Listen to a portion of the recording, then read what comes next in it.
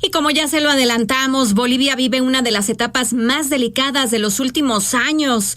La crisis económica, las movilizaciones ciudadanas y las acusaciones contra el actual gobierno han colocado nuevamente al expresidente Evo Morales en el centro de la polémica. Y justamente es con quien vamos a conversar este martes. ¿Cómo está? Bienvenido, expresidente Evo Morales. ¡Qué gusto! Muchas gracias. Agradecer por este contacto. La Octava Radio Nacional para informar brevemente los distintos acontecimientos políticos, económicos y sociales de mi amada Bolivia. Bien, cuéntenos por favor, pues qué siente al ver a Bolivia nuevamente en un escenario de tanta polarización política y también social. Esta crisis moral, crisis económica, empieza con el golpe de Estado de 2019. Un golpe del imperio al pueblo, un golpe del gringo al indio, si se entiende mejor en mis términos populares, pero fundamentalmente un golpe de Estado a nuestro modelo económico. Primera vez el movimiento indígena asumimos la responsabilidad de conducir Bolivia. Y en 14 años demostramos que Bolivia tenía mucha esperanza, mucho futuro. 14 años con crecimiento económico, promedio crecimiento económico 5%. Entonces, y además de eso un golpe, naturalmente digo, a nuestro modelo económico, porque nuestro modelo económico ha dado resultados en base a la recuperación o la nacionalización de los recursos naturales. Un golpe al litio. Como Estado, como pueblo, preparamos una agenda rumbo al 2030, 41 plantas de litio. Entonces, Estados Unidos, el AMUS financia el golpe de Estado por el litio y era acabar con nuestra revolución democrática cultural. Pasó muchas cosas, pero el nuevo gobierno implementa una política neoliberal con el Estado neocolonial. Resumo. Presidente jura 8 de noviembre del año pasado. Diciembre emite un decreto supremo 5503. Con este decreto, libre contratación, libre importación con arancel cero, contra los comerciantes pequeños, una serie de medidas, y Navidad, año pasado, en emergencia movilizada del pueblo boliviano contra ese decreto supremo. Enero retrocede y abroga. Y es un mes y medio se aprobó una ley en la Asamblea Legislativa Plurinacional de reconversión de la pequeña propiedad agraria a la mediana. Totalmente inconstitucional. Yo quiero decirle a los compañeros, hermanas y hermanos que me escuchan, por constitución la pequeña propiedad es patrimonio familiar, inembargable, indivisible, pero cuando pasa a mediana propiedad por ley, tiene que pagar impuesto. Además de eso, mediante esta ley puede perder su tierra. También el Estado puede quitar si no presta con una función económica social. Se levanta el movimiento indígena, marcha casi más de un mes. Y ya finalmente hace 2 semanas cerco a la paz. ¿Por qué? Porque el gobierno lanza 10 leyes sin consensuar con el pueblo boliviano. Ley de energía, ley de litio, ley de hidrocarburos, ley de la minería, ley de telecomunicación. Privatización. Totalmente inconstitucional. Aquí en Bolivia, por constitución, los servicios básicos es un derecho humano. Los recursos naturales son del pueblo bajo la administración del Estado. Y modificar la constitución, acabar con el Estado plurinacional, reducir las diputados uninominales del campo.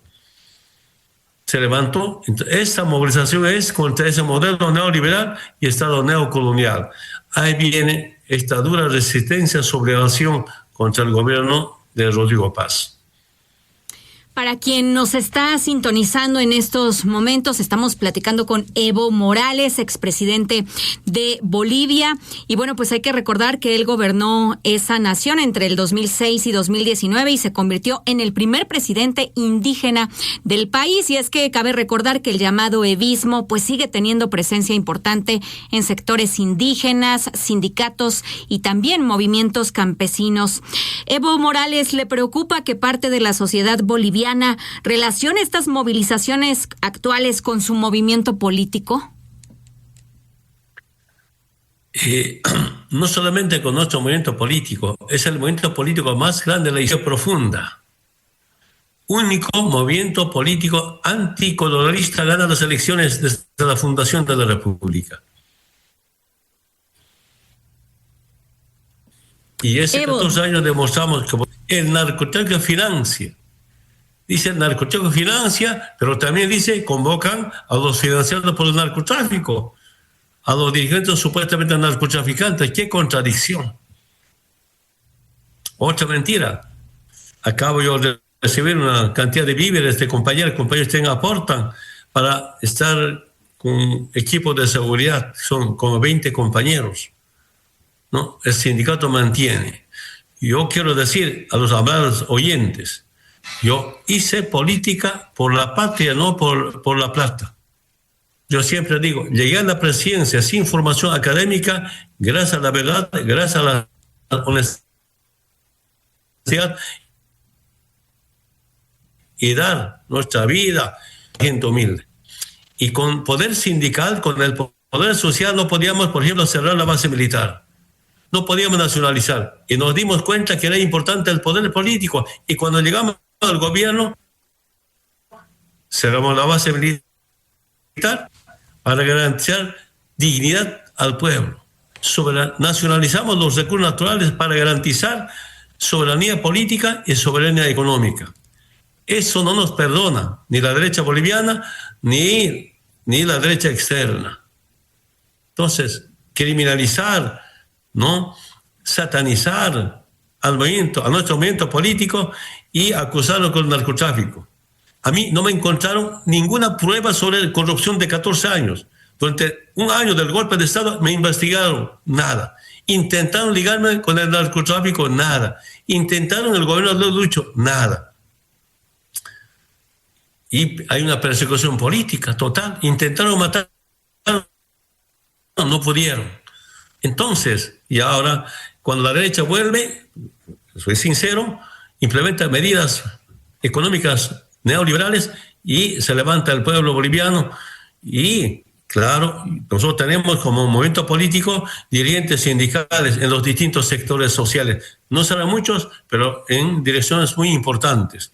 Hay una militancia que nunca olvida los 14 años. En 14 años no faltaba comida, no sabía dólar, no faltaba dólar. En 14 años no faltaba combustible. En 14 años, algunos hermanos dicen, faltaba tiempo para ganar plata. Algunos dicen, no había tiempo para comer, porque hay que vender, ganar plata. Y ahora se terminó porque los gobiernos después del golpe se sumaron a las recetas del Fondo Monetario Internacional. Achicar el Estado mínimo que no invierte, solo regula. Políticas de contracción económica para que no haya aumento económico. Entonces son diferencias de carácter programático, ideológico, hasta de ética. Evo, usted ha denunciado persecución política. ¿Exactamente qué pruebas o señales le hacen pensar eso? Repito, no entra en corrupción ni narcotráfico. Lamento mucho, inventa una supuesta víctima. Un policía, suboficial de policía, me demanda por trata. Y supuesta víctima, la semana pasada presenta un memorial al juez de sentencia. Dice, no he sido víctima de nadie. No ha habido trata, con eso debía cerrarse. Más bien, me declaran de rebelde y mandamientos de aprehensión. ¿No? Solamente para usar mediáticamente. El policía que demandó quiere levantar diciendo que me han obligado en el gobierno de lucharse para esa demanda, pero no tiene seguridad dentro de su institución, la Policía Nacional. Están así las cosas. Entonces, si no hay víctima, si no hay pruebas, si no hubo debido proceso, esto debe estar cerrado. Sin embargo, nuestro movimiento político evidentemente es un movimiento político anticolonialista y anticapitalista, y no acepta. Ahora, en el contexto mundial, nuevo contexto geopolítico mundial, como Estados Unidos ya no es hegemonía, pues se repliega a América Latina con doctrina Monroe, América para los americanos. Y ya no pueden parar a Guerra Fría, pero sí sigue el Plan Cóndor. Repito nuevamente, Plan Cóndor, ¿no? Ahora es ejecutado no por coroneles generales, sino fiscales y jueces y fiscales. Lawfare.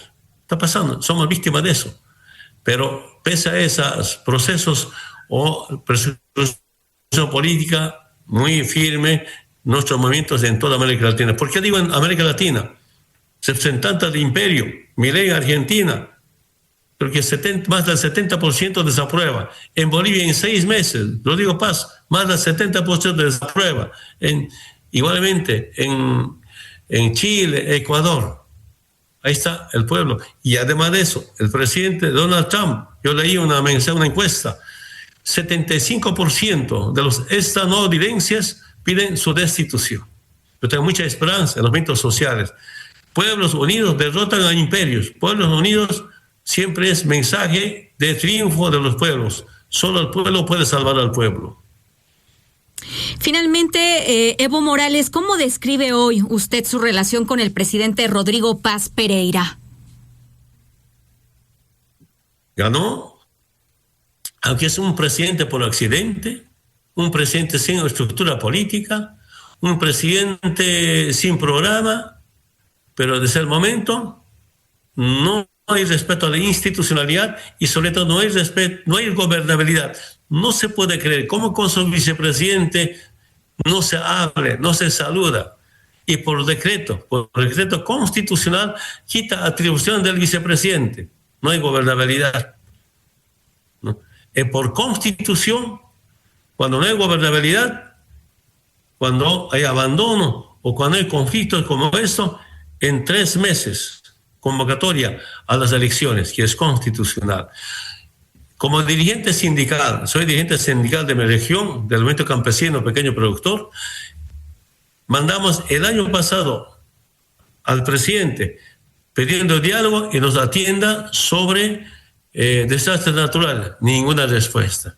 Este año mandamos pliego, porque la región del trópico de Cochabamba es la región que más exporta productos agropecuarios al exterior. Queremos mejorar la exportación, presencia del Estado. Si queremos más salud, educación, ninguna respuesta. Entonces, esta es una forma de cómo desconocer a las fuerzas sociales. Eso pasa con todos los sectores sociales. Y no hay contacto, lamentablemente, nos acusan permanentemente de narcotraficantes. Eso no es casual. Casi 40 años acusado de narcotraficantes. Cuando era diputado me expulsaron acusándome de narcotraficante, asesino, terrorista. Empezó el proceso, gané el proceso. Otra vez, no quieren que los indígenas gobernemos Bolivia con Amazúa, Amayuya, Amaqueya, y nuestra ley, la ley de nuestros antepasados. Gobernar con el eslogan de no mentir, no robar y no ser flojo. ¿No? Evo Morales. La fundación de las repúblicas, nuestros antepasados tenían esa norma. Antes no había ni jueces, ni fiscales, no había justicia, ni militares, ni policías, pero se veía mejor nuestros antepasados, aunque enfrentando políticas de genocidio y exterminio al movimiento indígena. Superamos eso. Por eso el movimiento indígena, por herencia y por historia, somos anticolonialistas. Evo Morales, es que, pues sin duda usted en pleno 2026 sigue siendo una de las figuras más influyentes y polémicas de la política latinoamericana reciente. Después de esto que ha ocurrido en los últimos años, ¿cómo quiere que la historia recuerde a Evo Morales? Y también aprovechando si hoy usted pudiera enviarle un mensaje directo al pueblo boliviano en medio de esta tensión política, ¿qué les diría? No es a Evo Morales. Hay Evo Morales, Aima, de nación aymara, vivo en la región quechua, es al movimiento indígena.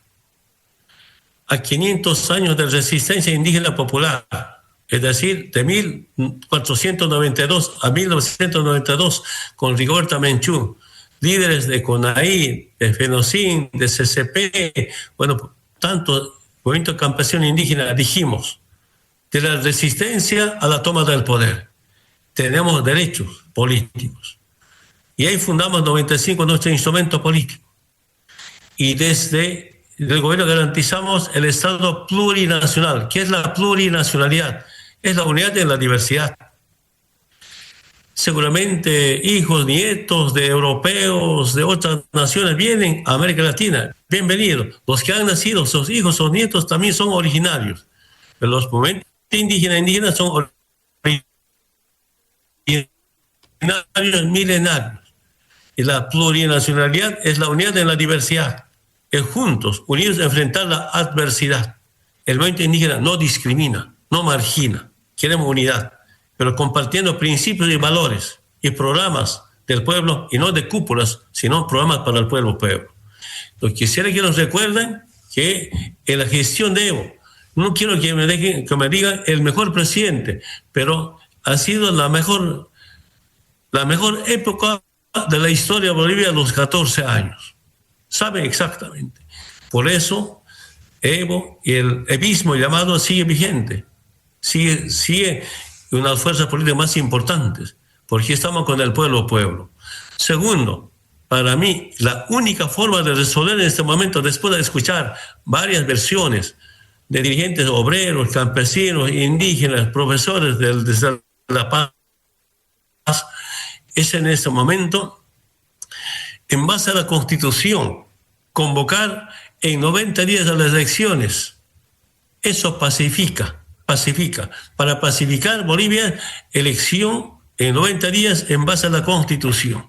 Ojalá puedan escucharnos, ojalá este mensaje pueda caer al gobierno, al imperio, porque aquí viene de esa lucha desde Estados Unidos. Solamente quiero decirle, se lo leo textual, un texto de un líder militar.